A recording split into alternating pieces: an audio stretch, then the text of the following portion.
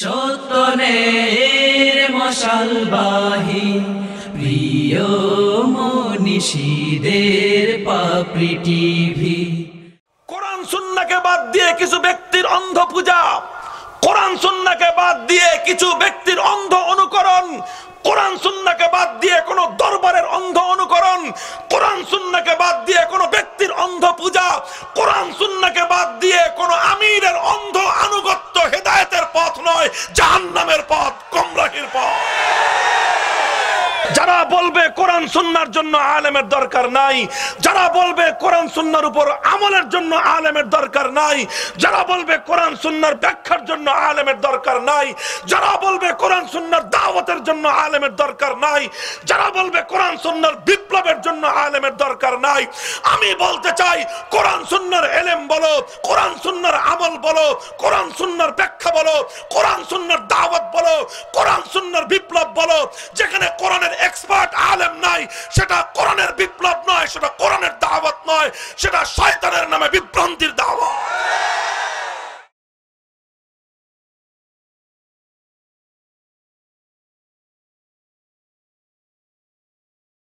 نحمده ونستعينه ونستغفره ونؤمن به ونتوكل عليه ونشهد أن لا إله إلا الله وحده لا شريك له ونشهد أن سيدنا وسندنا وحبيبنا وطبيب قلوبنا ومولانا محمد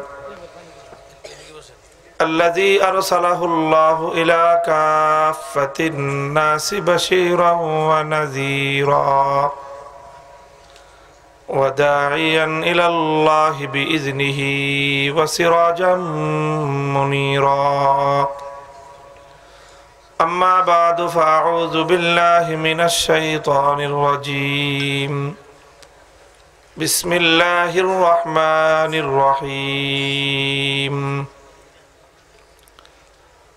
وما كان لبشر أن يؤتيه الله الكتاب والحكم والنبوة ثم يقول للناس كونوا عبادا لي من دون الله ولكن كونوا ربانيين بما كنتم تعلمون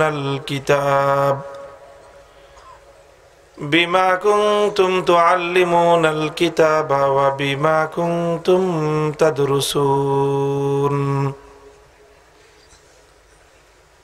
وقال رسول الله صلى الله عليه وسلم إن بني إسرائيل قد تفرقت في 72 ملة وستفترق أمتي في 73 ملة كلهم في النار إلا ملة واحدة قيل من هي يا رسول الله قال ما أنا عليه وأصحابي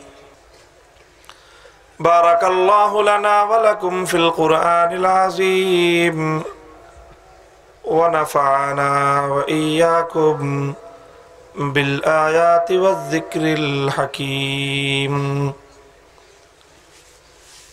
اللهم صل على محمد وعلى آل محمد كما صليت على إبراهيم وعلى آل إبراهيم إنك حميد مجيد اللهم بارك على محمد وعلى آل محمد كما باركت على إبراهيم وعلى آل إبراهيم إنك حميد مجيد সম্মানিত সভাপতি, উপস্থিত হযরত উলামায়ে কেরাম, সম্মানিত মুরব্বী সাহেবান, সমবেত ইসলাম প্রিয় কোরআন প্রেমিক তাওহীদি মুসলমান ভাই ও বন্ধুগণ, আল্লাহ পাক রব্বুল আলামিনের অশেষ এবং অগণিত শুকরিয়া আদায় করি যেই মহান রব্বুল আলামিন আজকে আমাদেরকে এই মাদ্রাসাতুন নূরের মাহফিলে এই নুরানি মুবারক জলসায় হযরত উলামায়ে কেরাম এবং নেক লোকদের সোহবতে কিছু সময় অতিক্রম করবার, কোরআনের কিছু বয়ান, কিছু আলোচনা শুনবার তৌফিক দিয়েছেন। রব্বে করিমের বড়ই মেহেরবানি। এই জন্য আল্লাহর দরবারে শুকরিয়া আদায় করে কালেমাতুশ শুকর পড়ি আলহামদুলিল্লাহ।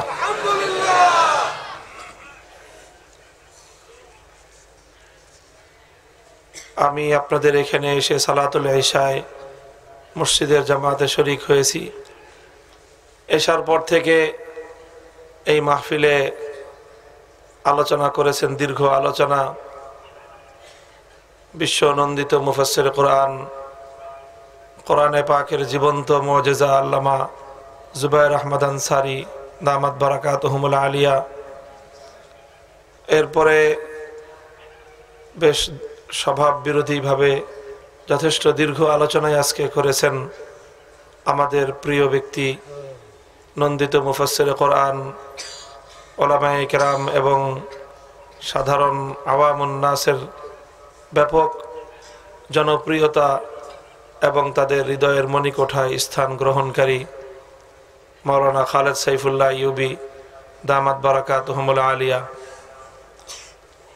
দেশ বিখ্যাত এমন দুজন বরেণ্য ব্যক্তিত্বের দীর্ঘ আলোচনার পর এক মাহফিলে আর আলোচনার অবকাশ এবং প্রয়োজনীয়তা থাকে না।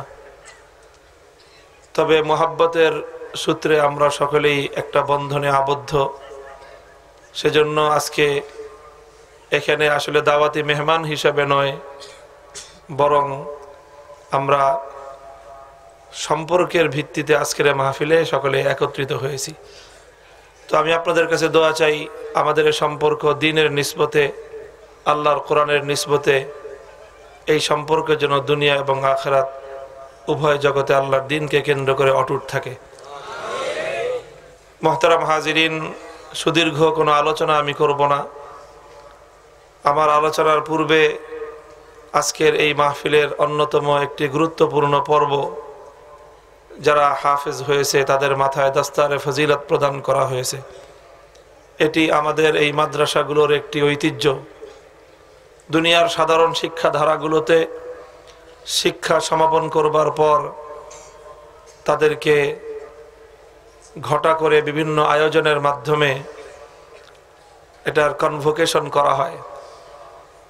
বিভিন্ন বিশ্ববিদ্যালয় শিক্ষাঙ্গনে গ্রাজুয়েশন কমপ্লিট করার পর কনভোকেশন হয় এবং সেখানে তাদেরকে তাদের গ্রাজুয়েশন কমপ্লিট করবার কারণে সনদ ইত্যাদি বিতরণ করা হয়। তো এটি আমাদের মাদ্রাসা শিক্ষার ঐতিহ্য, হাজার বছরের ঐতিহ্য, যে কোরআনের হাফেজ এবং দ্বীনের আলেম হওয়ার পর আমরা মাথায় পাগড়ি পরিধান করিয়ে দিয়ে থাকি। আসলে মূলত এটি শুধু একটি পাগড়ি নয়, এটি শুধু একটি কাপড়ের টুকরো নয়, বরং এটি হলো এক মহান দায়িত্বের বোঝা। এটি হলো একটা মহান দায়িত্বের বোঝা। এই বোঝা হাজারো মানুষের উপস্থিতিতে তাদের মাথায় তুলে দেওয়া হলো। এই বোঝা হলো যে কোরআনের নূর তাদের বক্ষে আল্লাহ পাক রব্বুল আলামিন সন্নিবেশিত করেছেন। এই দস্তার প্রদান করার মাধ্যমে তাদেরকে দায়িত্বের বোঝা চাপিয়ে দেওয়া হলো যে জীবনের শেষ মুহূর্ত পর্যন্ত এই কোরআনের পথেই বাঁচতে হবে, এই কোরআনকে নিয়েই মরতে হবে। তো আল্লাহ পাক রব্বুল আলামিন যে সকল হুফাজে কেরামের মাথায় দস্তারে ফজিলত প্রদান করা হলো, তাদেরকে দুনিয়া এবং আখিরাতে কোরআনের পবিত্র কোরআনে পাকের সঙ্গে এরকম ঘনিষ্ঠ সম্পর্ক এবং পবিত্র কোরআনে পাকের হক আদায় করার তৌফিক দান করেন। যেহেতু মাদ্রাসার একটি দস্তার প্রদানের অনুষ্ঠান এবং মাদ্রাসাটি কওমি মাদ্রাসা, তো মূলত কওমি মাদ্রাসার শিক্ষা ব্যবস্থার কিছু বৈশিষ্ট্য নিয়ে আমি আপনাদের সম্মুখে সংক্ষিপ্ত আলোকপাত করব। মুহতারাম হাজিরিন, নবী আকরাম সাল্লাল্লাহু আলাইহি ওয়াসাল্লামের অত্যন্ত গুরুত্বপূর্ণ একটি হাদিস আমি আপনাদের সম্মুখে পাঠ করেছি, যেই হাদিসের মাধ্যমে উম্মতের সামনে সরল এবং সঠিক পথের একটি নির্দেশনা আল্লাহর নবী দিয়েছেন। নবীজি বলেছেন, আমাদের পূর্বে বনি ইসরাইল ৭২ দলে ভাগ হয়েছিল, আর আমার উম্মত ৭৩ দলে ভাগ হবে। কত দলে? ৭৩ দলে ভাগ হবে আমার উম্মত। ও সাতাফতারিকু উম্মতি ফি ৭৩ মিল্লাহ, আমার উম্মতের মধ্যে ৭৩ দল সৃষ্টি হবে। কুল্লুহুম ফিন্নারি ইল্লা মিল্লাতান ওয়াহিদা, এই ৭৩ দলের মধ্যে একটি দল বাদে বাকি সবগুলো দল হবে জাহান্নামে। সব যাবে কোথায়? সব যাবে জাহান্নামে। ৭২ দল যাবে জাহান্নামে, ইল্লা মিল্লাতান ওয়াহিদা, শুধুমাত্র একটি দল যাবে জান্নাতে।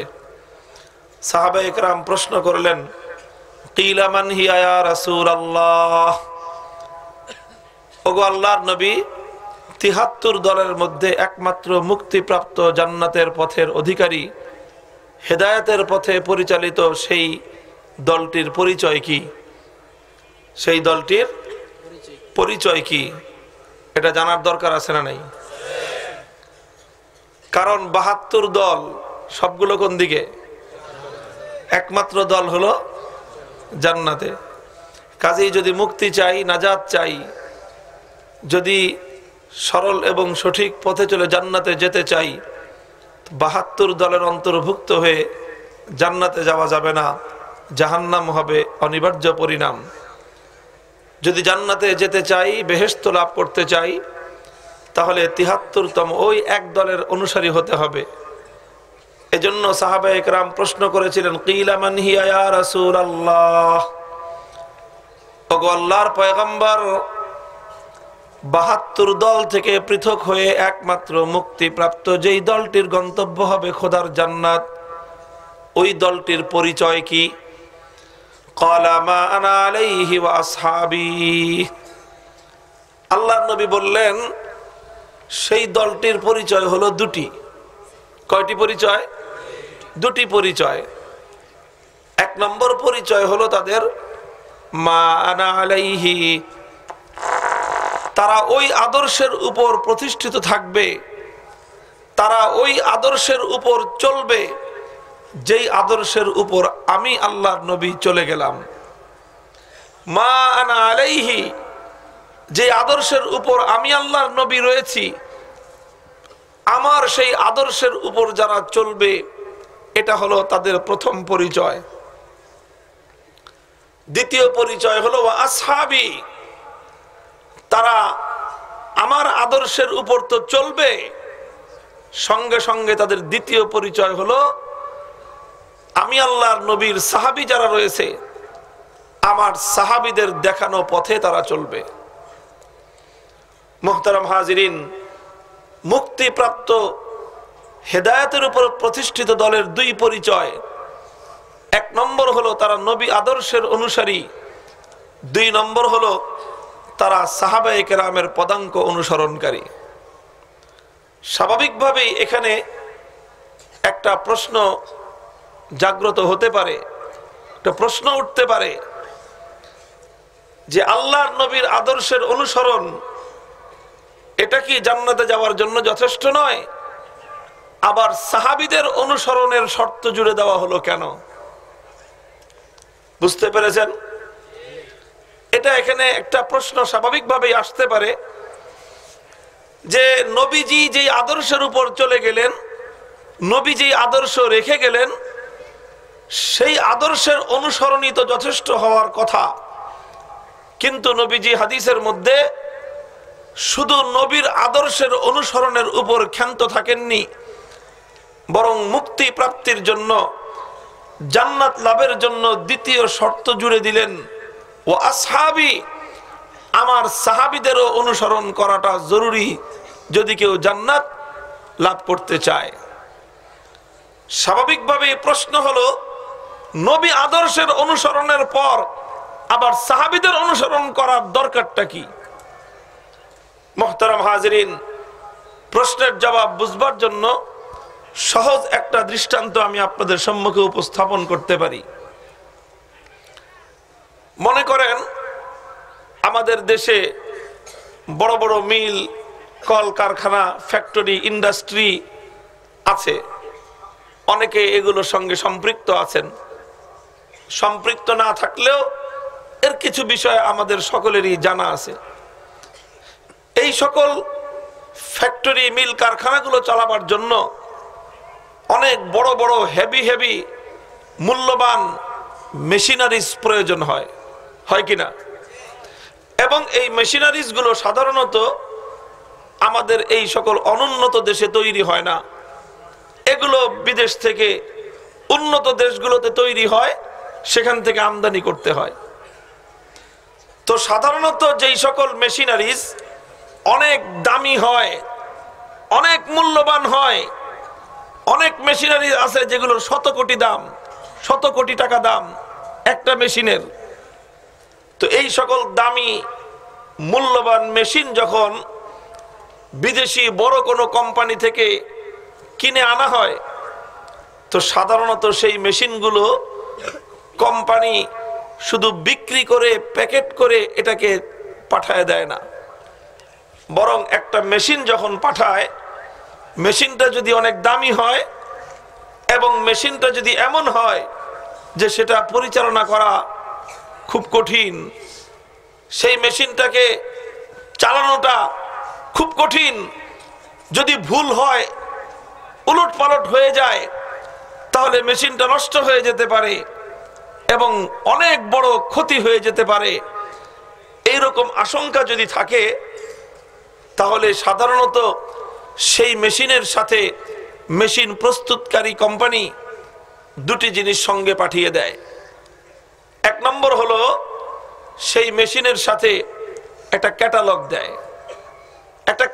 দেয়, পরিচালনা পদ্ধতি, তার মধ্যে সবিস্তারে লেখা থাকে এই মেশিনটা কিভাবে সেটিং করতে হবে, এই মেশিনটা কিভাবে স্টার্ট করতে হবে, এই মেশিনটা কিভাবে পরিচালনা করতে হবে, এই মেশিনটা কিভাবে বন্ধ করতে হবে, এই মেশিনটা কিভাবে মেইনটেনেন্স করতে হবে, যাবতীয় A to Z সব কিছু সবিস্তারে ক্যাটালগের মধ্যে লেখা থাকে। এবং এই ক্যাটালগ আপনি একটা 900 টাকা দামের মোবাইল কিনলেও পাবেন, আবার আপনি 1 লক্ষ টাকা দামের আইফোন কিনলেও পাবেন, এবং অনেক একেবারে সাধারণ দামের চেয়েও সর্বোচ্চ দামি জিনিস সবগুলোর সঙ্গে ক্যাটালগ থাকে। কিন্তু যেই সকল মেশিনারিজ গুলো অনেক হেভি, অনেক মূল্যবান হয়, সেগুলোর সঙ্গে শুধু ক্যাটালগ দিয়েই ক্ষান্ত হয় না, বরং সেই মেশিনের সঙ্গে কোম্পানির পক্ষ থেকে একজন এক্সপার্ট আসে, একজন এক্সপার্ট যে মেশিন পরিচালনার ব্যাপারে দক্ষ হয়, অভিজ্ঞ হয়, এবং এই মেশিনটার নারী নক্ষত্র সব কিছু সম্পর্কে যার সম্যক অবগতি আছে, এইরকম একজন অভিজ্ঞ এক্সপার্ট লোক ওই মেশিনের সঙ্গে কোম্পানির পক্ষ থেকে আসে। এসে সে কি করে? এসে ফ্যাক্টরি বা এই কোম্পানির মালিক, ফ্যাক্টরির মালিক, ইন্ডাস্ট্রির মালিককে বলবে যে এই মেশিনটা কিভাবে পরিচালনা করতে হবে, এটা তোমাদেরকে হাতে কলমে শিখিয়ে দেওয়ার জন্য আমি এসেছি। তবে আমি তো আর সারা জীবন থাকবো না, আমি কিছুদিন থাকবো, আর এই কিছুদিন এই মেশিনটাকে পরিচালনা করে তোমাদেরকে আমি হাতে কলমে দেখায় দিয়ে যাব। তোমরা কিছু লোক আমার কাছে দাও, কিছু লোক আমাকে দাও, যাদেরকে আমি এই মেশিনটার যাবতীয় সিস্টেম হাতে কলমে প্রশিক্ষণ দিয়ে শিখিয়ে দিয়ে যাব। তখন আপনার ফ্যাক্টরির পক্ষ থেকে, মিল, কারখানা, ইন্ডাস্ট্রির পক্ষ থেকে কয়েকজন লোক ওই এক্সপার্টের হাতে দিবেন। তখন তিনি 1 মাস, 1.5 মাস, 2 মাস, যতদিন প্রয়োজন হয় তিনি মেশিনটা নিজে চালাবেন এবং ওই লোকগুলোকে তিনি হাতে কলমে প্রশিক্ষণ দিবেন। প্রশিক্ষণ দেওয়া যখন শেষ, তখন বলবেন এবার বাই আমি যাই, এখন তোমাদের লোক দিয়েই এই মেশিনটা তোমরা সুন্দরভাবে পরিচালনা করতে পারবা। এভাবেই চলছে। এটা আমি কোনো কাল্পনিক গল্প বললাম না, এটা একটা রিয়েল ঘটনা। বিভিন্ন মিল, ফ্যাক্টরি, কল কারখানায় এগুলো প্রতিনিয়ত ঘটতেছে।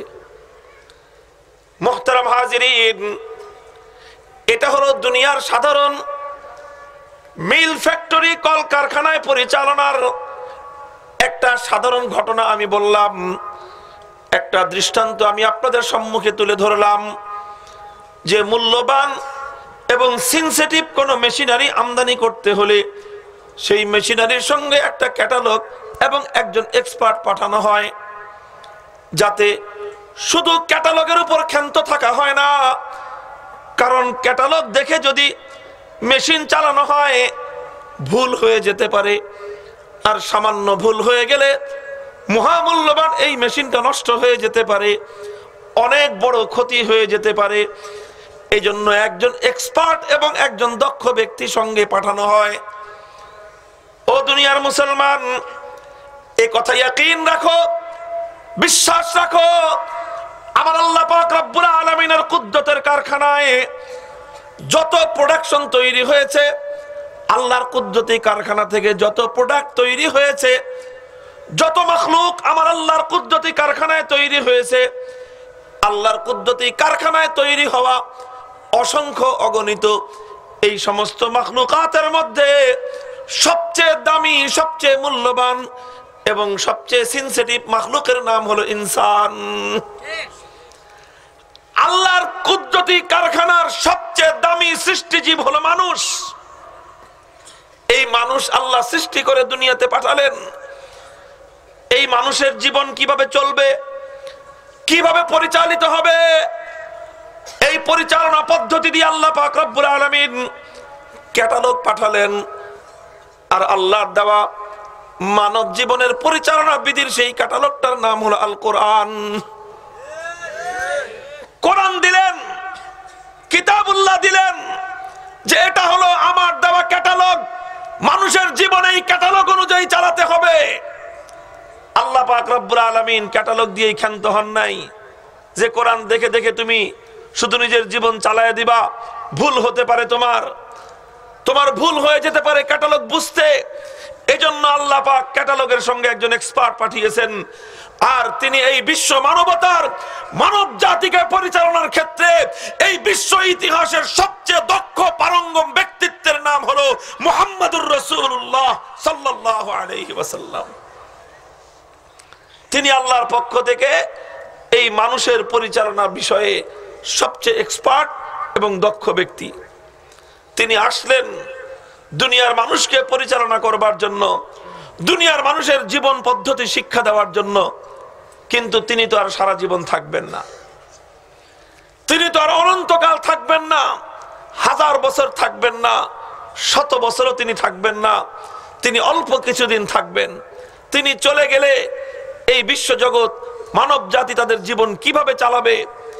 এজন্য তিনি আল্লাহর পক্ষ থেকে এসে তার সময়ের কিছু মানুষকে তিনি গ্রহণ করলেন, তাদেরকে হাতে কলমে শিক্ষা দিয়ে দিবেন যে কিয়ামত পর্যন্ত বিশ্ব মানবতা কিভাবে চলবে, কিয়ামত পর্যন্ত মানুষের জীবন কিভাবে পরিচালিত হবে, কিয়ামত পর্যন্ত উম্মতের দুনিয়া এবং আখিরাত কোন পথে চললে সফলতা আসবে, সেটার হাতে কলমে প্রশিক্ষণ দেওয়ার জন্য আল্লাহর নবীর কাছে একদল লোক তৈরি হলো, যারা নবীজির কাছ থেকে মানুষের জীবন পরিচালনা করবার বিষয়ে বাস্তব প্রশিক্ষণ গ্রহণ করলো, হাতে কলমে প্রশিক্ষণ গ্রহণ করলো।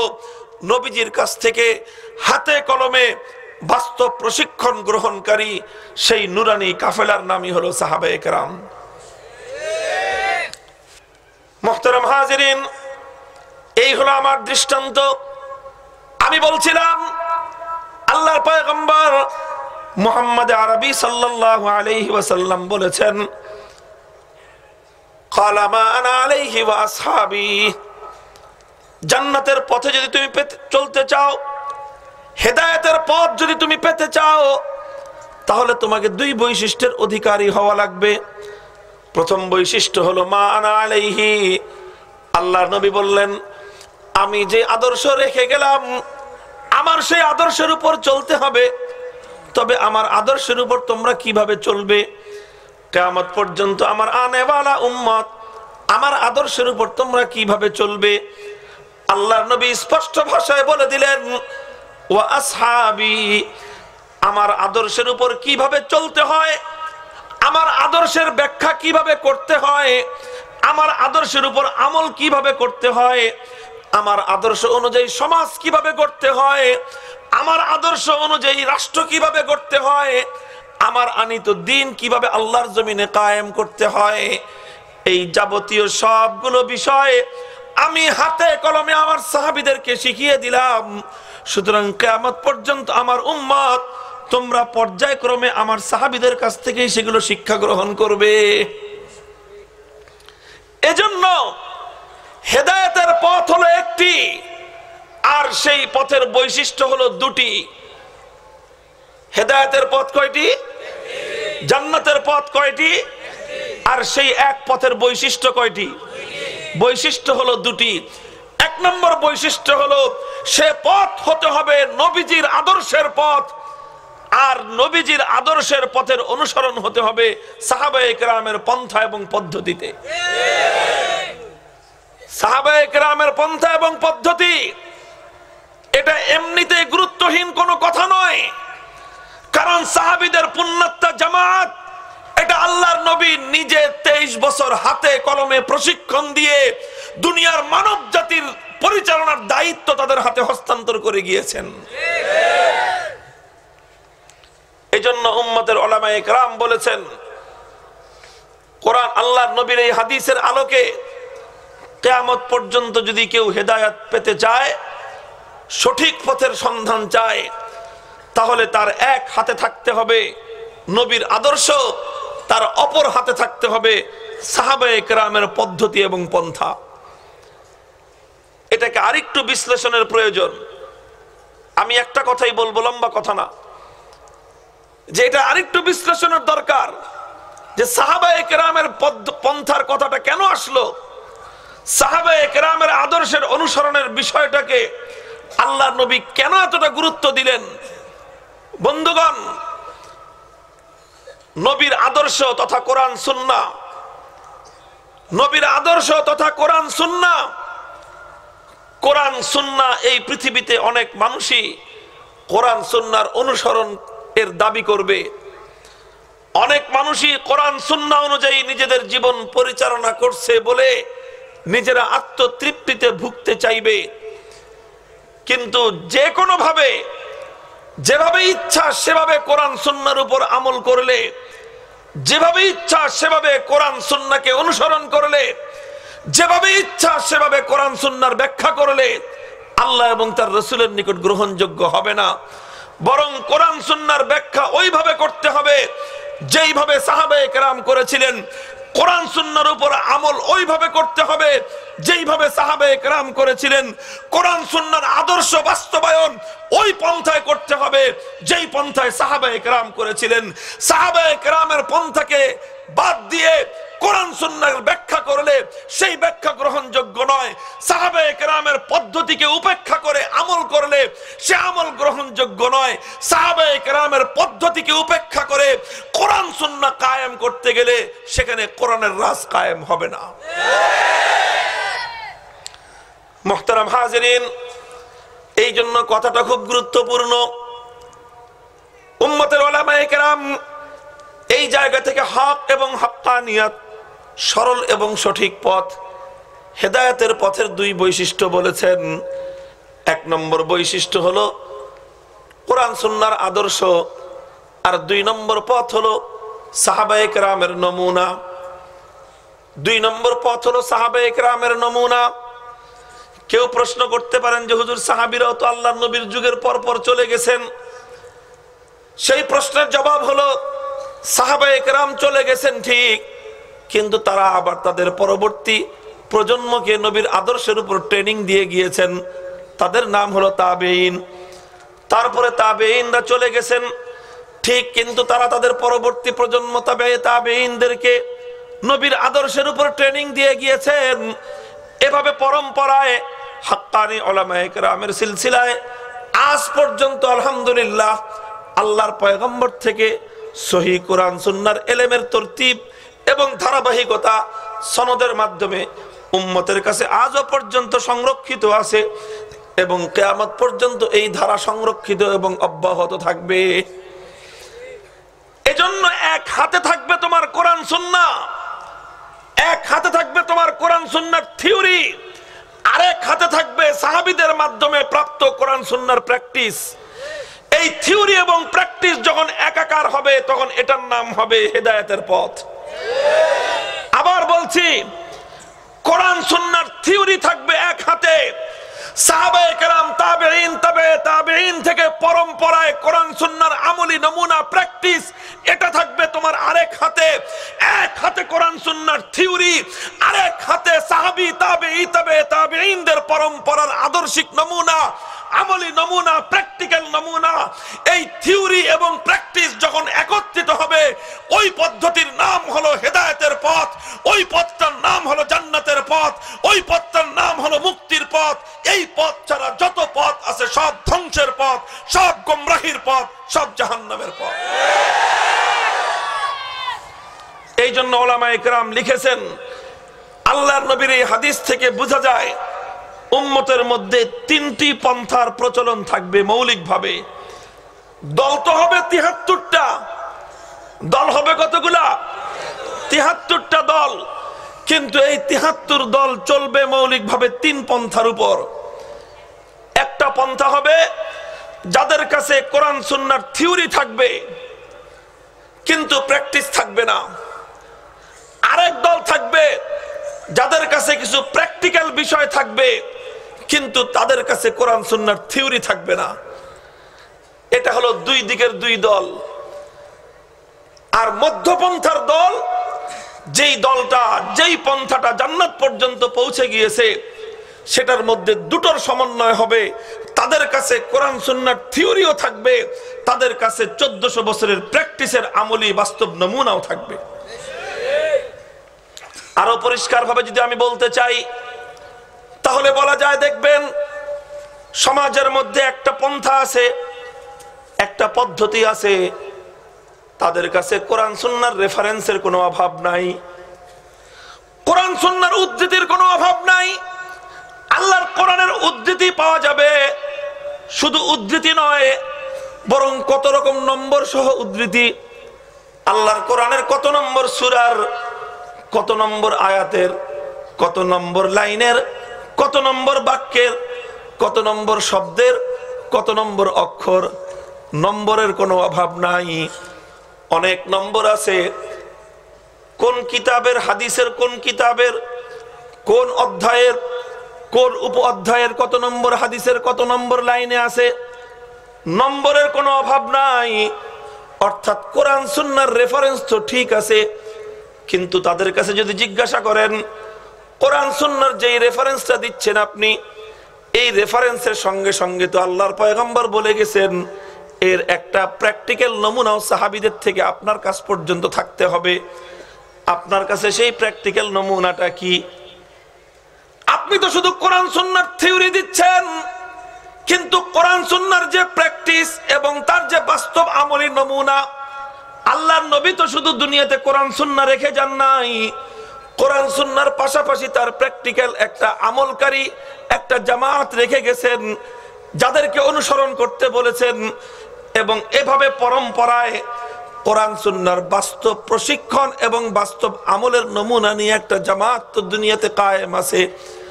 আপনি যে কোরআন সুন্নাহর থিওরি দিচ্ছেন, কোরআন সুন্নাহর এই থিওরির সঙ্গে আপনার বাস্তব প্র্যাকটিক্যাল নমুনা কি?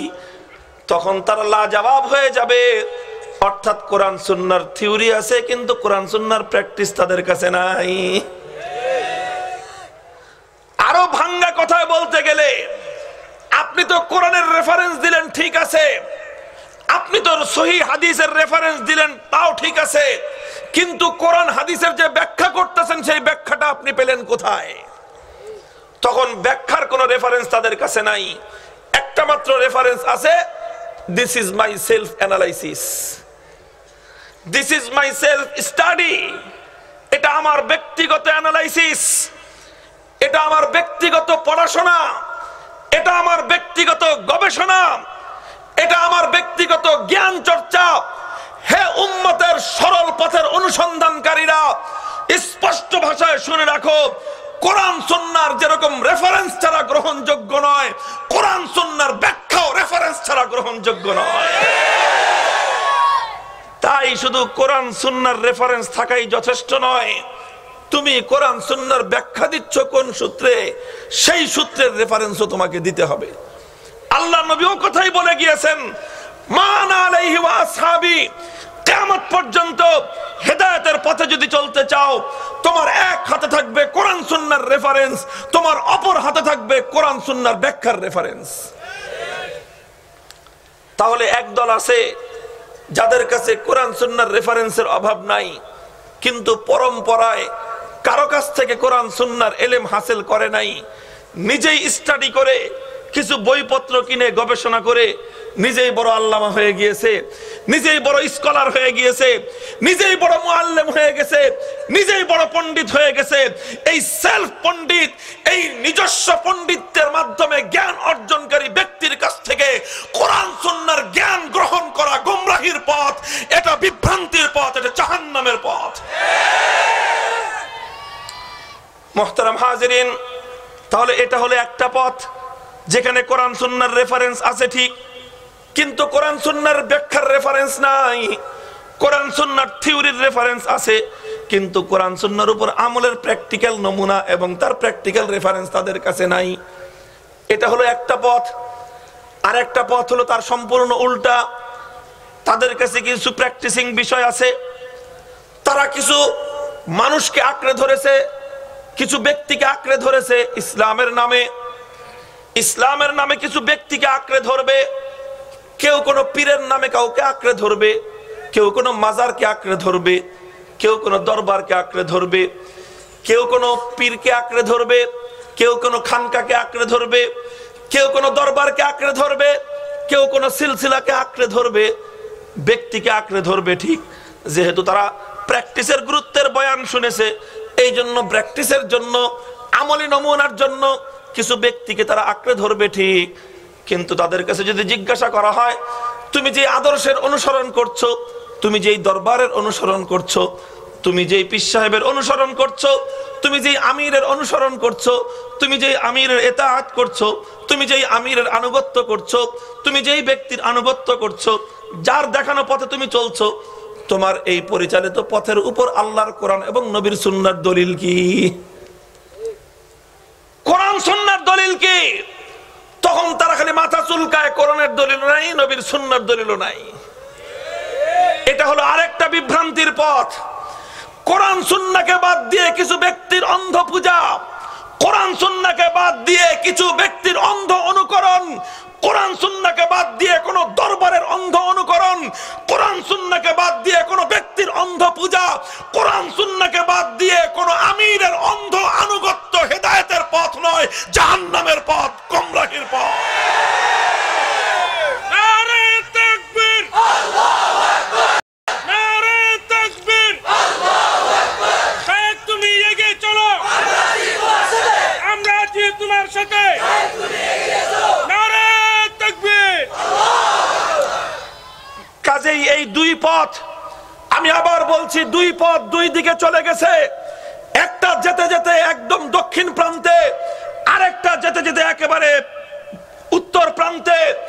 দুইটা পথ দুই দিকে বাঁকা চলে গেছে। একেবারে দক্ষিণ দিকেও জান্নাত নয়, একেবারে উত্তর দিকেও জান্নাত নয়। কুল হাযিহি সাবিলি আদউ ইলাল্লাহ ওয়া আন্না হাযা সিরাতি মুস্তাকিমান ফাত্তাবিউহু। জান্নাতের পথ হলো সোজা নাক বরাবর জান্নাতের পথ। মুহতারাম হাজিরিন, তাহলে জান্নাতের পথ কোনটা হলো? আল্লাহর নবীর হাদিসের আলোকে জান্নাতের সোজা পথ হলো যে পথের মধ্যে দুইটা বিষয়ের সমন্বয় থাকবে। তোমার এক হাতে থাকবে কোরআন সুন্নাহর রেফারেন্স, তোমার অপর হাতে থাকবে কোরআন সুন্নাহর বাস্তব নমুনা। সাহাবীদের থেকে নিয়ে আজ পর্যন্ত এর প্র্যাকটিক্যাল আমলের নমুনার রেফারেন্স এবং তার উদ্ধৃতিও তোমার কাছে থাকবে, এই সনদও তোমার কাছে থাকবে। এই দুটোর সমন্বয় যখন হবে, সেই সমন্বিত পথটাই হলো হেদায়েতের পথ, সেই সমন্বিত পথটাই হলো জান্নাতের পথ। ওই পথটাকে আল্লাহর পয়গম্বর বলেছেন, মা আনা আলাইহি ওয়া আসহাবি। মুহতারাম হাজিরিন, এই বিষয়টার উপর আর সামান্য একটু কথা বলবো। আল্লাহর কোরআনে পাকের সূরা আলে ইমরানের মধ্যে আমার আল্লাহ পাক রব্বুল আলামিন এই বিষয়টিকে আরো স্পষ্টভাবে, আরো দ্ব্যর্থহীনভাবে আল্লাহ ব্যক্ত করেছেন। আল্লাহ বলেছেন পয়গম্বরদের নবীওয়ালা দাওয়াতের কথা আল্লাহ বলেছেন। নবীওয়ালা দাওয়াত, নবীওয়ালা দাওয়াত কথাটা তো বড় জনপ্রিয় কথা। নবীওয়ালা দাওয়াত বড় সুন্দর কথা, বড় চিত্তাকর্ষক এবং হৃদয়গ্রাহী কথা। নবীওয়ালা দাওয়াতের কথা শুনলে দুনিয়ার যে কোনো মানুষের হৃদয়টা ঝুঁকে পড়ে, তার সে আবেগ আপ্লুত হয়ে পড়ে। কিন্তু নবীওয়ালা দাওয়াতটা আসলে কি জিনিস? আল্লাহর কোরআন বলেছে ওয়ামা কানা লিবাশারিন আন ইউতিয়াহুল্লাহুল কিতাবা ওয়াল হুকমা ওয়ান নুবুওয়াহ সুম্মা ইয়াকুলু লিন-নাসি কুনু ইবাদাল লি মিন দুনিল্লাহ ওয়ালাকিন কুনু রাব্বানিন। আল্লাহর কোরআন বলতেছে আমার আল্লাহ পাক রব্বুল আলামিন যুগে যুগে যুগে যত নবী রাসূল প্রেরণ করেছেন, যত পয়গম্বর প্রেরণ করেছেন, নবী রাসূলগণ দুনিয়ার মানুষকে কি দাওয়াত দিয়েছেন? নবীওয়ালা দাওয়াতটা আসলে কি ছিল? আরে ভাই, নবীওয়ালা দাওয়াতের নামে একজন একটা কিছু বলে দিলেই কিন্তু হয় না। নবীওয়ালা দাওয়াত কি ছিল? নবীওয়ালা দাওয়াতের দাওয়াতি কথা কি ছিল? নবীওয়ালা দাওয়াতের বৈশিষ্ট্য কি ছিল? আল্লাহর কোরআনে পাকের মধ্যে স্পষ্ট ভাবে তুলে ধরা হয়েছে।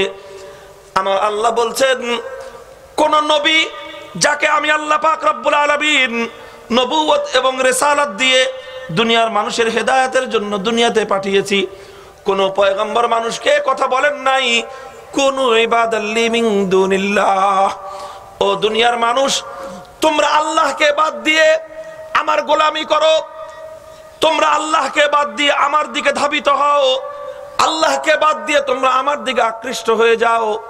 কোন নবীওয়ালা দাওয়াতের মধ্যে দুনিয়ার মানুষকে নিজের দিকে ডাকার আহ্বান কোন পয়গম্বরের দাওয়াতের মধ্যে ছিল না। নবীওয়ালা দাওয়াত এটা নয় কুনু ইবাদাল লি মিন দুনিল্লাহ, আল্লাহকে বাদ দিয়ে আমার গোলামি করো, আমার চামচামি করো, আমার শুধুমাত্র আমার দিকে ধাবিত হও। আল্লাহর কসম খেয়ে বলি কোন নবী এই দাওয়াতে দেন নাই যে তোমরা আমার মুখী হয়ে যাও, বরং সমস্ত নবীদের দাওয়াতের মূল কথা ছিল একটাই, ওয়ালাকিন কুনু রাব্বানিয়িন, ওয়ালাকিন কুনু রাব্বানিয়িন। সমস্ত নবীদের এক দাওয়াত ছিল, হে तमाम পৃথিবীর মানুষ তোমরা আল্লাহ ওয়ালা হয়ে যাও, তোমরা আল্লাহমুখী হয়ে যাও, আল্লাহর সঙ্গে সম্পর্ক গড়ে তোলো। সমস্ত মাখলুককে খালেকের সঙ্গে, সৃষ্টি জগৎকে তার স্রষ্টার সঙ্গে সম্পর্ক তৈরি করবার আহ্বান জানানোর জন্যই সমস্ত পয়গম্বর দুনিয়াতে দাওয়াত দিয়েছেন। কাজেই নবীওয়ালা দাওয়াতের প্রধান বৈশিষ্ট্য কোরআনের এই আয়াত থেকে স্পষ্টভাবে ফুটে ওঠে।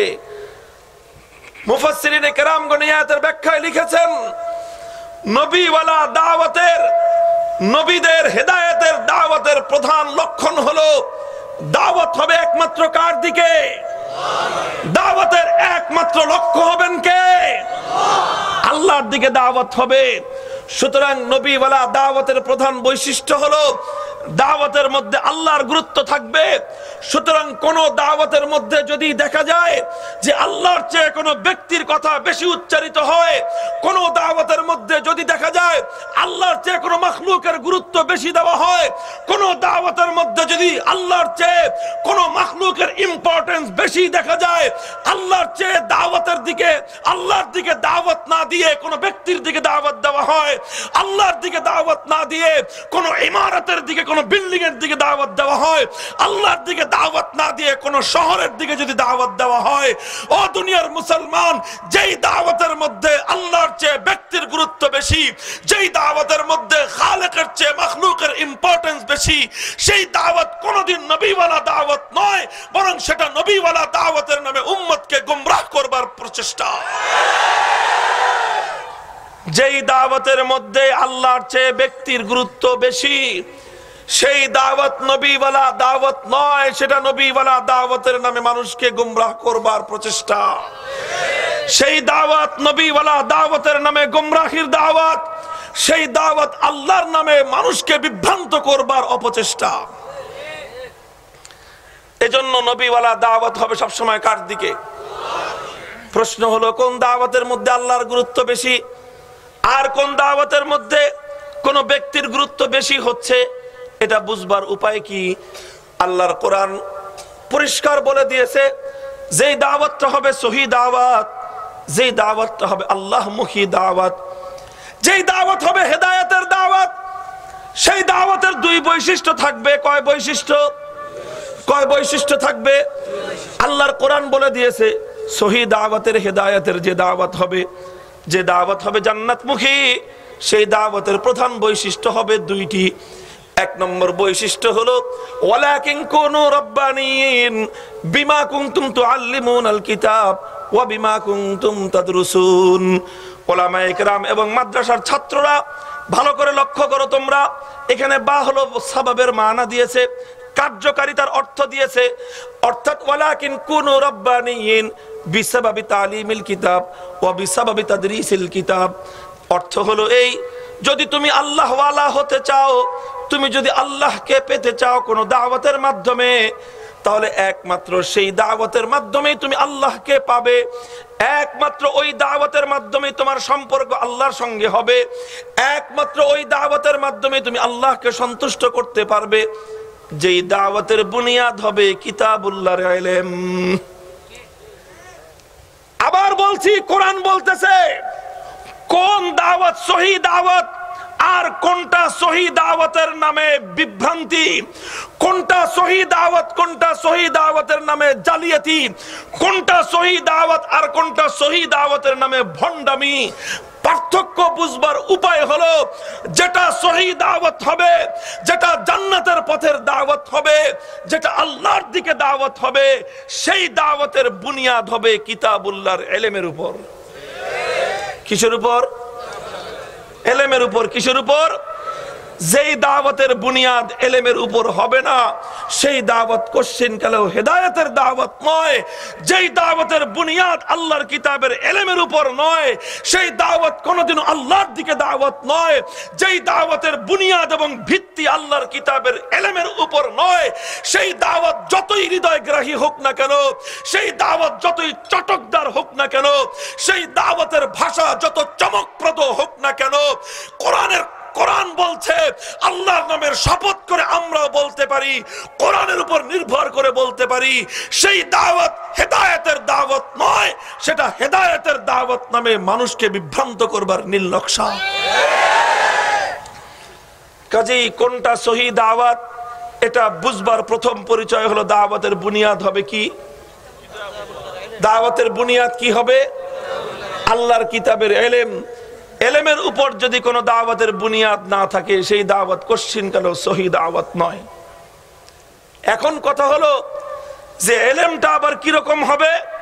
সহি দাওয়াতের দ্বিতীয় বৈশিষ্ট্য আল্লাহর কোরআন বলতেছে ওয়া বিমা কুনতুম তাদরুসুন, ওয়া বিমা কুনতুম তাদরুসুন। কিতাবুল্লাহর ইলম এটা আবার বিভিন্ন রকম হয়। কিতাবুল্লাহর ইলম এটা আবার বিভিন্ন রকম হয়।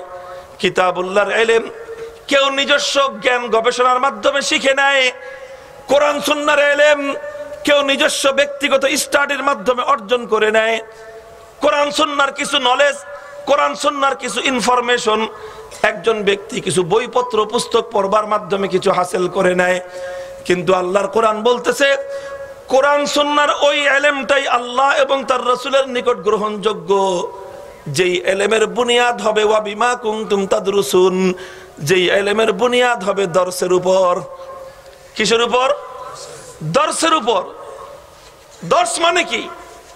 দর্স বলা হয় আরবি ভাষায় একজন শিক্ষার্থী তার শিক্ষকের কাছ থেকে যেভাবে জ্ঞান অর্জন করে, শিক্ষা অর্জন করে, সেই শিক্ষার প্রক্রিয়াটাকে বলা হয় দর্স।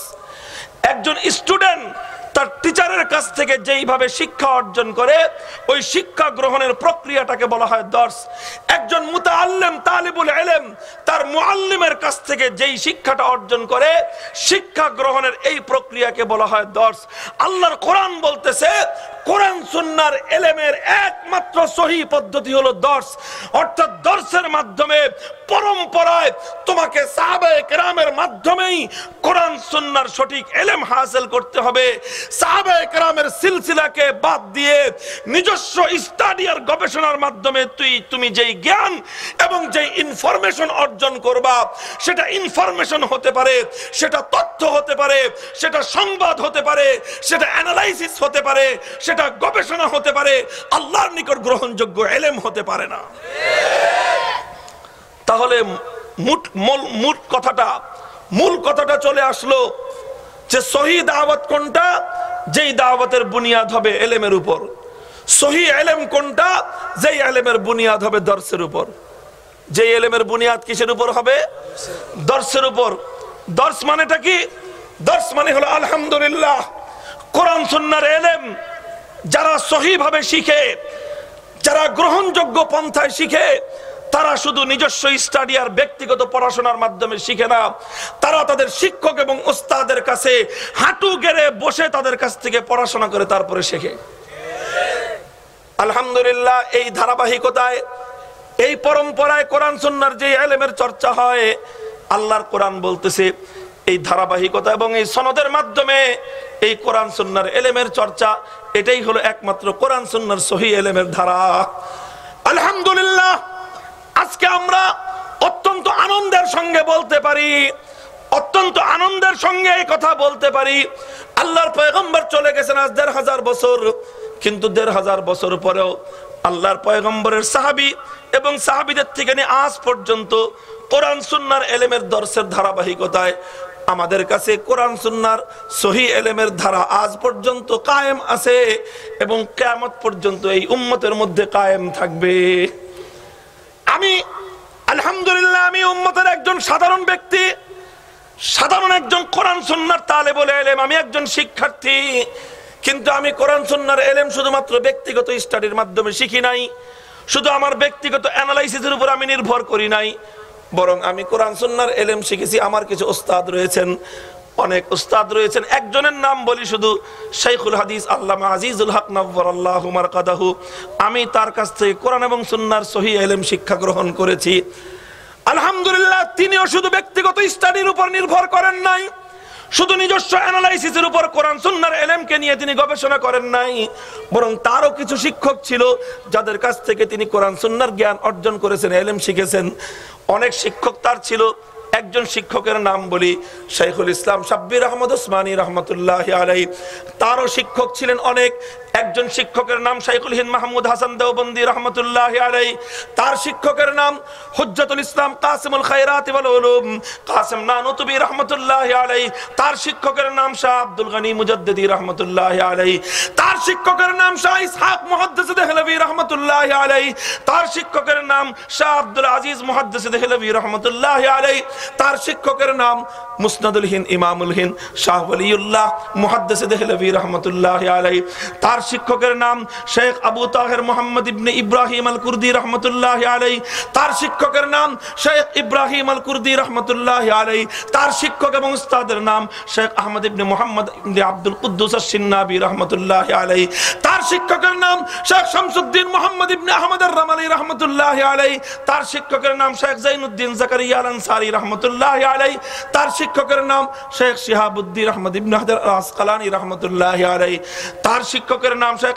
আবুল আব্বাস আহমদ ইবনে আবি তালেব রহমতুল্লাহি আলাইহি, তার শিক্ষকের নাম শেখ আব্দুল আউয়াল ইবনে ঈসা সিজজি রহমতুল্লাহি আলাইহি, তার শিক্ষকের নাম শেখ আব্দুর রহমান ইবনে মুজাফফর আত-তাউদি রহমতুল্লাহি আলাইহি, তার শিক্ষকের নাম শেখ আবু মুহাম্মদ আব্দুল্লাহ ইবনে আহমদ আস-সারাখসি রহমতুল্লাহি আলাইহি, তার শিক্ষকের নাম শেখ মুহাম্মদ ইবনে ইউসুফ আল-ফিরাব্বি রহমতুল্লাহি আলাইহি, তার শিক্ষকের নাম আমিরুল মুমিনিন ফিল হাদিস আবু আব্দুল্লাহ মুহাম্মদ ইবনে ইসমাঈল আল-বুখারী রহমতুল্লাহি আলাইহি, তার শিক্ষকের নাম ইমামুল মুহাদ্দিসিন আব্দুল্লাহ ইবনুল মুবারক রহমতুল্লাহি আলাইহি, তার শিক্ষকের নাম ইমামুল ফুকাহা মুহাম্মদ ইবনুল হাসান আশ-শাইবানী রহমতুল্লাহি আলাইহি, তার শিক্ষকের নাম ইমামুল ফুকাহা ওয়াল মুহাদ্দিসিন কাজিল খুজাত ইমাম আবু ইউসুফ রহমতুল্লাহি আলাইহি, তার শিক্ষকের নাম ইমামে আযম ইমামুল কুল ইমামুল ফিকহ ইমামুল হাদিস নুমান ইবনে সাবিত ইমাম আবু হানিফা রহমতুল্লাহি আলাইহি, তার শিক্ষকের নাম শেখ হাম্মাদ রহমতুল্লাহি আলাইহি, তার শিক্ষকের নাম শেখ ইব্রাহিম নাখাই রহমতুল্লাহি আলাইহি, তার শিক্ষকের নাম শেখ আলকামা রহমতুল্লাহি আলাইহি, তার শিক্ষকের নাম আফকাহুস সাহাবাতি বাদাল খুলাফাইল আরবাআ সাহিবুত তুহুরি ওয়ান নারাইন ওয়াল বিসাদা আব্দুল্লাহ ইবনে মাসউদ রাদিয়াল্লাহু তাআলা আনহু, তার সরাসরি শিক্ষক ইমামুল মুরসালিন সাইয়্যিদুল ইনসি ওয়াল জান নবিয়ুর রাহমা বিশ্ব মানবতার মুক্তির দূত নবী মুহাম্মদুর রাসূলুল্লাহ সাল্লাল্লাহু আলাইহি ওয়াসাল্লাম। আলহামদুলিল্লাহ, এই যে বললাম এটা শুধু আমার ব্যক্তিগত বিষয় নয়, এটাই হলো উম্মতে মুহাম্মাদিয়ার ৪০০০ বছরের শ্রেষ্ঠ সম্পদ। এই পৃথিবীতে একমাত্র যেটা উম্মতে মুহাম্মাদিয়ার কাছে আছে, এই সম্পদ পৃথিবীর ইহুদিদের কাছে নাই, এই সম্পদ উম্মতের পৃথিবীর খ্রিস্ট জাতির কাছে নাই। অনেক উন্নতি তারা জাগতিক দিক থেকে অর্জন করতে পেরেছে, কিন্তু জ্ঞান অর্জনের দিক থেকে ১৫০০ বছরের এই পরম্পরা পৃথিবীতে একমাত্র জাতি যাদের কাছে সংরক্ষিত, সে জাতির নাম হলো উম্মতে মুহাম্মাদিয়া। অর্থাৎ উম্মতের কাছে কোরআন সুন্নাহর জ্ঞান দুই পন্থায় একত্রিত হয়েছে। একদিকে আমাদের কাছে আল্লাহর কোরআন এবং নবীর সুন্নাহ রয়েছে, কিতাবগুলো রয়েছে, কোরআন রয়েছে, এই কিতাবগুলোর মধ্যে কোরআন এবং নবীর সুন্নাহগুলো সংরক্ষিত আছে। এগুলো হলো কোরআন সুন্নাহর থিওরি আছে, এর মধ্যে শুধু থিওরির উপর আমরা ক্ষান্ত থাকি নাই, বরং আল্লাহর নবী কোরআন সুন্নাহর উপর কিভাবে আমল করতে হবে সাহাবীদেরকে দেখিয়ে গেছেন, কোরআন সুন্নাহকে কিভাবে ব্যাখ্যা করতে হবে সাহাবীদেরকে শিখিয়ে গেছেন, কোরআন সুন্নাহ কিভাবে কায়েম করতে হবে সাহাবীদেরকে শিখিয়ে গেছেন, সাহাবীরা তাবেঈদেরকে শিখিয়ে গেছেন, তাবেঈরা তাবেঈ তাবেঈদেরকে শিখিয়ে গেছেন। এভাবে পরম্পরায় ১৫০০ বছর পর্যন্ত এভাবেই কোরআন সুন্নাহর ইলম এবং চর্চার একটা ধারাবাহিকতা সিনা থেকে সিনায় আজও পর্যন্ত কায়েম আছে, কিয়ামত পর্যন্ত কায়েম থাকবে। এই ধারাকে ধ্বংস করবার অনেক পায়তারা চলবে, অনেক ষড়যন্ত্র চলবে, কিন্তু সমস্ত ষড়যন্ত্রের চাল ছিন্ন হবে। এই ধারা কিয়ামত পর্যন্ত আল্লাহ হেফাজত করবেন। কোন চক্রান্তকারী চক্রান্তে এই ধারাকে ধ্বংস করা যাবে না, যাবে না, যাবে না। আল কোরআনের আলো, শায়েখ তুমি এগিয়ে চলো, আমরা আছি তোমার সাথে। নারায়ে তাকবীর। মুহতারাম হাজিরিন, কথাটা বুঝবেন কেন কোরআন সুন্নাহর এই শিক্ষার প্রয়োজন, কেন এভাবে উম্মতের উলামায়ে কেরাম এভাবেই আলহামদুলিল্লাহ হকের ঝান্ডাকে সমুন্নত করে রেখেছেন। উম্মতের মধ্যে ওই দল সর্বযুগেই ছিল যারা বলেছে আমাদের কাছে হাসবুনা কিতাবুল্লাহ, আমাদের কাছে কোরআন সুন্নাহ আছে, ওলামাদের কি দরকার। এই কথা সে যুগেও বলা হয়েছে, এ কথা সেই কথা এ যুগেও বলা হচ্ছে।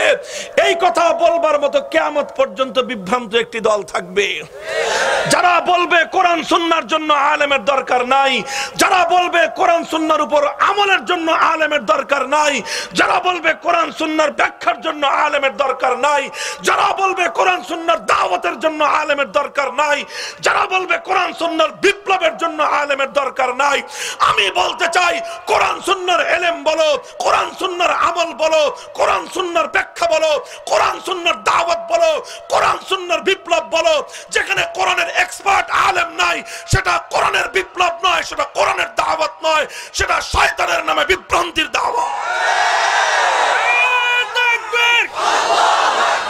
ইসলামের শত্রুরা হুঁশিয়ার সাবধান, শায়েখ তুমি এগিয়ে চলো, নারায়ে তাকবীর। কাজেই খবরদার এই বিভ্রান্তির পাল্লায় কেউ পড়বেন না, আল্লাহ হেফাজত করুন। এই ষড়যন্ত্রের জালে কেউ আটকা পড়বেন না। আবার পরিষ্কার ভাষায় বলছি, সরল এবং সঠিক পথের পরিচয় আমার নবী এত স্পষ্ট ভাষায় দিয়ে গিয়েছেন, দিবালোকের ন্যায় দুপুর 12টার সময় আকাশের মাথার উপর সূর্য উদিত থাকলে যতটা স্পষ্ট থাকে, ঠিক ততটা স্পষ্ট করে আমার নবী হক এবং হক্কানিয়াতের পরিচয়, সত্য এবং হেদায়েতের পথের পরিচয় খুলে খুলে বর্ণনা করে দিয়ে গেছেন। আর সেখানে পরিচয় কয়টা? হ্যাঁ, পরিচয় কয়টা? এক হাতে থাকবে তোমার কোরআন সুন্নাহ, তোমার অপর হাতে থাকবে কোরআন সুন্নাহর ব্যাখ্যার ক্ষেত্রে সাহাবীওয়ালা নমুনা। এক হাতে থাকবে তোমার কোরআন সুন্নাহ, অপর হাতে থাকবে তোমার সাহাবীওয়ালা আমলের নমুনা। তোমার এক হাতে থাকবে কোরআন সুন্নাহ, আরেক হাতে থাকবে সাহাবীওয়ালা দাওয়াতের নমুনা। তোমার এক হাতে থাকবে কোরআন সুন্নাহ, তোমার অপর হাতে থাকবে সাহাবীওয়ালা বিপ্লবের নমুনা। সাহাবীওয়ালা নমুনা শুধু কিতাবে পাওয়া যাবে না। এই সাহাবীওয়ালা নমুনা শুধু কিতাবে পাওয়া যাবে না। আল্লাহর নবী কিতাব এবং হাদিস রাখবার পরেও বলেছেন সাহাবীদের আমল দেখে শেখো। তেমনি ভাবে পরম্পরায় সাহাবীদের পরে তাবেঈদের আমল থেকে শেখো, তাবেঈদের পরে তাবেঈদের আমল দেখে শেখো। এভাবেই প্রত্যেক যুগে যারা সিনা থেকে সিনায় সাহাবীদের ইলমকে, সাহাবীদের আমলকে নিজেরা আমল দেখে শিখেছেন, তাদেরকে দেখেই কিয়ামত পর্যন্ত ইসলামের প্রত্যেকটা কাজ চলতে হবে, তবেই হেদায়েত হবে। আর না হয় সেটা হেদায়েতের পথ হতে পারে না। আল্লাহ বুঝবার তৌফিক দান করেন। সর্বশেষ আখেরি কথা, দাওয়াতের কথা বললাম, আমলের কথা বললাম, ইলমের কথাও বললাম। সঙ্গে সঙ্গে আমি একটা কথা বারবার বলতেছি, আপনারা হয়তো লক্ষ্য করতেছেন না, সেটা হলো কোরআনী বিপ্লবের কথা, সেটা হলো ইসলামী বিপ্লবের কথা, সেটা হলো ইসলামী রাজ, কোরআনের রাজ গঠন করবার কথা। দাওয়াতের ক্ষেত্রে যেরকম সাহাবীওয়ালা নমুনা ছাড়া সম্ভব নয়, আমলের ক্ষেত্রে যেমন সাহাবীওয়ালা মডেল ছাড়া সম্ভব নয়, কোরআন সুন্নাহর ব্যাখ্যার ক্ষেত্রে যেরকম সাহাবায়ে কেরামের নমুনা এবং মডেল ছাড়া সহি ব্যাখ্যা সম্ভব নয়, তেমনি ভাবে হে দুনিয়ার মুসলিম যুব জনতা, কান খাড়া করে শুনে রাখো, যারা আল কোরআনের রাজ গড়বার স্বপ্ন দেখো, যারা কোরআনী বিপ্লবের স্বপ্ন দেখো, যারা তোমাদের এই ভগ্ন সমাজের বুকের উপর আল কোরআনের শান্তির রাজ কায়েম করবার জন্য জীবনকে বাজি রাখবার চেতনা রাখো, তোমাদেরকেও ভালো করে বুঝতে হবে কোরআনের রাজ আব্রাহাম লিঙ্কনের থিওরি দিয়ে কায়েম হবে না। কোরআনের রাজ আমেরিকার অন্ধ অনুকরণ দিয়ে হবে না। ইসলামের বিপ্লব কমিউনিজমের অনুসরণ করে হবে না। আল্লাহর কোরআনের রাজ রাশিয়ার পদ্ধতিতে কায়েম হবে না। কোরআনের রাজ পশ্চিমা ইউরোপিয়ানদের দালালিয়ার গোলামি করেও হবে না। কোরআনের আমল যেরকম সাহাবীদের থেকে নিতে হবে, কোরআনের ব্যাখ্যা যেরকম সাহাবীদের থেকে নিতে হবে, ইসলামের দাওয়াত যেমন সাহাবীদের কাছ থেকে শিখতে হবে, ইসলামী সমাজ বিপ্লবের স্লোগানটাও সাহাবীদের কাছ থেকে শিখতে হবে। সাহাবায়ে কেরাম আল কোরআনের রাজ গড়েছিলেন কি গড়েন নাই? আরে কি বলেন? সাহাবায়ে কেরাম এই পৃথিবীতে মানব রচিত তন্ত্র মন্ত্রের কবর রচনা করে আল্লাহর কোরআনের সমাজ বিপ্লবের পতাকা উত্তোলন করেন কি করেন নাই? আলহামদুলিল্লাহ। শুধু করেছেন তাই নয়, শুধু করেছেন তাই নয়, সাহাবায়ে কেরামের মাধ্যমে আল্লাহর এই জমিনের মধ্যে আল্লাহর পয়গম্বরের আনিত সমাজ ব্যবস্থার বাস্তব রূপায়ণ আটলান্টিক মহাসমুদ্রের তীর থেকে আফ্রিকার জঙ্গলের গহীন অঞ্চল পর্যন্ত পৃথিবী দেখেছে। অর্ধ জাহান মুসলমানরা কোরআন অনুযায়ী শাসন করেছিল এবং সেটা ছিল সাহাবীওয়ালা নমুনার শাসন। মুহতারাম হাজিরিন, আজ বড় বেশি প্রয়োজন, বড় বেশি প্রয়োজন আজকের এই অশান্ত পৃথিবীতে, ঝঞ্ঝা বিক্ষুব্ধ এই পৃথিবী, অশান্তির অনলে জ্বলে পুড়ে ছারখার আজকের এই পৃথিবী, বাহ্যিক দিক থেকে শুধুমাত্র কিছু জোরাতালি দিয়ে দুনিয়ার মানুষকে শান্ত এবং মিথ্যা প্রবোধ দেওয়ার চেষ্টা করা হচ্ছে। কিন্তু আসলে আজকে মানব সভ্যতার নামে যেই সভ্যতা দুনিয়াতে বিরাজমান, এটা আসলে প্রকৃত কোনো মানব সভ্যতা নয়, বরং এটা আফ্রিকার জঙ্গলের হিংস্র জানোয়ারের অসভ্যতার চেয়েও ভয়ঙ্কর। আজ মানবতা ভয়াল বিপর্যয়ের সম্মুখীন। সারা দুনিয়া আজকে মানুষের রক্তে রঞ্জিত, সারা দুনিয়া আজকে মানুষের রক্তে রঞ্জিত, জাতিতে জাতিতে হানাহানি, সারা দুনিয়া নিয়ে ও দোস্ত আজকে মানুষের ঘুম নাই। সারা পৃথিবীর মানুষের ঘুমগুলো আজকে অশান্তির দাবানল কেড়ে নিয়েছে। কথা ঠিক না বেঠিক?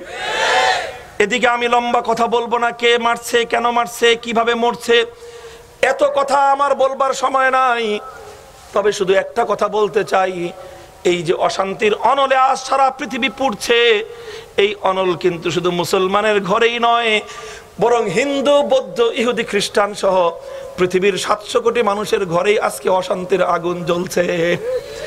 শুধু বাংলাদেশ নয়, আমেরিকার ওয়াশিংটন ডিসি আজকে নিরাপদ নয়, শুধু মুসলিম কাশ্মীর আর ফিলিস্তিন নয়, আজকে ইংল্যান্ডের রাজধানী লন্ডন কিন্তু নিরাপদ নয়, শুধু আজকে মুসলমানদের আফগানিস্তানই নয়, বরং আজকে তোমার ফ্রান্সের প্যারিসের মধ্যেও কিন্তু যে কোনো মুহূর্তে আত্মগামী বোমার বিস্ফোরণে গোটা প্যারিস শহর থরথর করে কেঁপে ওঠে। কথা ঠিক না বেঠিক? আজ শান্তি নাই আমেরিকানদের মনেও, নিরাপত্তার ঘুম নাই পশ্চিমা ফ্রান্সের সবচেয়ে নিরাপদ শহর প্যারিস রাজধানীতে, ফ্রান্সের রাজধানীতেও মানুষ নিরাপদে নাই। আজ সারা পৃথিবীর মানুষ অশান্তির আগুনে জ্বলে পুড়ে ছারখার হচ্ছে। কথা ঠিক না বেঠিক? সারা দুনিয়ার আজ একই চিত্র। বলবেন হুজুর মুক্তির পথ কোথায়? কেউ মুক্তির পথ খুঁজতেছে আমেরিকায়, কেউ মুক্তির সন্ধান করতেছে রাশিয়ায়, কেউ মুক্তির সন্ধান করতেছে চায়নার পিকিং এ, কেউ মুক্তির ধর্ণা দিচ্ছে ভারতের দিল্লির দুয়ারে। আমরা বলতে চাই আমেরিকার কাছে মারণাস্ত্র আছে, পারমাণবিক বোমা, যেই বোমার মাধ্যমে হিরোশিমা নাগাসাকিকে জ্বালিয়ে পুড়িয়ে ছারখার করতে পারে। কিন্তু আমেরিকার কাছে এমন কোন থিওরি নাই যেই থিওরির মাধ্যমে আল্লাহর জমিনে শান্তির ফুল বাগান তৈরি করা যায়। রাশিয়ার কাছে মিগ 20 বোমারু বিমান আছে, যেই বিমান থেকে বোম নিক্ষেপ করে মানুষকে জ্বালিয়ে তামা বানানো যায়। কিন্তু রাশিয়ার কাছে এমন কোন থিওরি নাই যে থিওরির মাধ্যমে অসভ্য সমাজকে সভ্য বানানো যায়। চায়না পিকিং বলেন, ইউরোপিয়ান সভ্যতা বলেন, পশ্চিমা খ্রিস্ট সভ্যতা বলেন, তাদের সকলের কাছেই বস্তুবাদী উন্নতির লাল নীল বাতির ঝলকানির চমক আছে, কিন্তু মানব সভ্যতাকে উন্নত করবার কোনো হাতিয়ার তাদের কাছে নাই। যদি মানব সমাজকে উন্নত করবার আর এই পৃথিবীর অশান্ত পৃথিবীকে শান্তির ফুল বাগান আর শান্তির সামিয়ানা দিয়ে ঢেকে দিতে চাও, সেই ব্যবস্থা থেকে থাকলে এই পৃথিবীতে একমাত্র আছে সোনার মদিনার শান্তির ইসলামের কাছে। কাজেই সেই ইসলাম কায়েম করার দরকার আছে না নাই? সেই আল কোরআনের সমাজ গড়বার দরকার আছে না নাই? तमाम পৃথিবীর মানুষের ঘরে ঘরে শান্তির পয়গাম পৌঁছে দেওয়ার জন্য কোরআনের রাজ গড়বার দরকার আছে না নাই? প্রস্তুত আছো তো ইনশাআল্লাহ? তৈরি হও, পূর্বাভাস আছে। আলহামদুলিল্লাহ পৃথিবী বলছে কার্ল মার্কস, মাও জেদুং, লেনিন ওদের সমাজতন্ত্র, যেই সমাজতন্ত্রের জন্য লক্ষ লক্ষ মানুষের রক্ত দিয়ে আল্লাহর জমিনকে রঞ্জিত করেছিল রাশিয়া এবং চায়নার মধ্যে বিপ্লবের নামে, আজ সেই সমাজতন্ত্র পৃথিবীর কোথাও নাই, জাদুঘরে চলে গেছে। কোথায় গেছে? ছিল আব্রাহাম লিঙ্কন মিয়ার গণতন্ত্র। আব্রাহাম লিঙ্কন মিয়ার এই চাচার গণতন্ত্রটা ছিল বাকি, এবার ওটারও পাঠিয়েছে, ওটারও এখন বঙ্গোপসাগরে ভাসায় দেওয়া হয়েছে। 47 বছর পর্যন্ত গণতন্ত্রের নামে অনেক ধোঁকাবাজির কথা আমরা শুনেছি। আমি পড়েছি পলিটিক্যাল থিওরিতে আমাদেরকে আমাদের বাপদাদার কৃষক শ্রমিক মেহনতি মজদুরের মাথার ঘাম পায়ে ফেলানো ট্যাক্সের পয়সা দিয়ে রাষ্ট্রবিজ্ঞান নামক বই ছাপায় আমাদেরকে শেখানো হয়েছে, পড়ানো হয়েছে। কি পড়ানো হয়েছে? যে গণতান্ত্রিক ব্যবস্থা খুব ভালো। আমরা বুঝছি খুব ভালো। গণতান্ত্রিক ব্যবস্থার জন্য কি লাগে?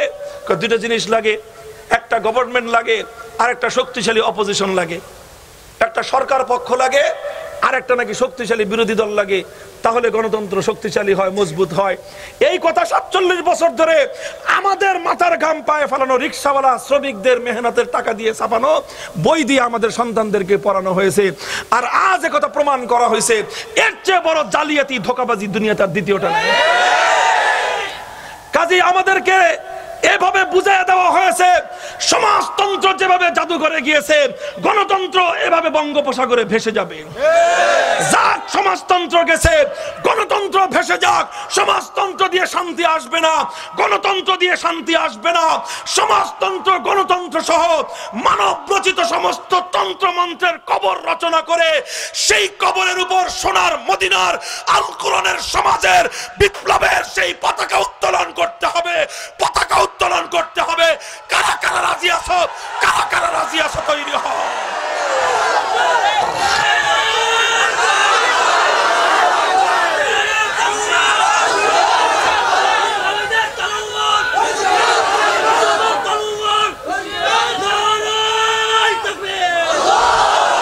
আল্লাহ পাক কবুল করেন, তৌফিক দান করেন। জিন্দগির লক্ষ্য এবং আদর্শ হলো এটাই, সিরাতে মুস্তাকিমের উপর পথ চলতে হবে, কোরআন সুন্নাহকে আঁকড়ে ধরতে হবে। সাহাবায়ে কেরাম থেকে নিয়ে 1400 বছরের আমলে মুতাওয়ারাস, অর্থাৎ বাস্তব প্র্যাকটিস যেটা 1400 বছর ধরে পরম্পরায় চলে আসছে, এটাকে ছেড়ে ইসলামের সহি পথ কোনোদিন পাওয়া সম্ভব নয়। আল্লাহ পাক পুরা উম্মতকে হেদায়েত নসিব করুন। পুরা উম্মতের আল্লাহ পাক যারা বিভ্রান্তির পথে চলে গিয়েছেন তাদের সকলকে আবার আল্লাহ পাক সহি পথে, হক পথে, সহি দাওয়াতের পথে জুড়ে যাওয়ার তৌফিক আল্লাহ পাক দান করেন। যারা ইসলামের নামে আল কোরআনের সমাজ গড়বার জন্য চেষ্টা করতেছে কিন্তু ডানে বামে অনেক ভুল পথে চলছে, আল্লাহ তাদের সকলকে সহি পথের সন্ধান দিন। সাহাবীওয়ালা নমুনার উপর আমাদের পুরা উম্মতকে একত্রিত হয়ে এই পৃথিবীকে আবার নতুন খেলাফতের রাজ উপহার দেওয়ার তৌফিক দান করেন। ওয়া আখিরু দাওয়ানা আনিল হামদুলিল্লাহি রাব্বিল আলামিন। আসসালামু আলাইকুম ওয়া রাহমাতুল্লাহ। পাপড়ি টিভি, হক্কানি ওলামায়ে কেরামের মুখপাত্র।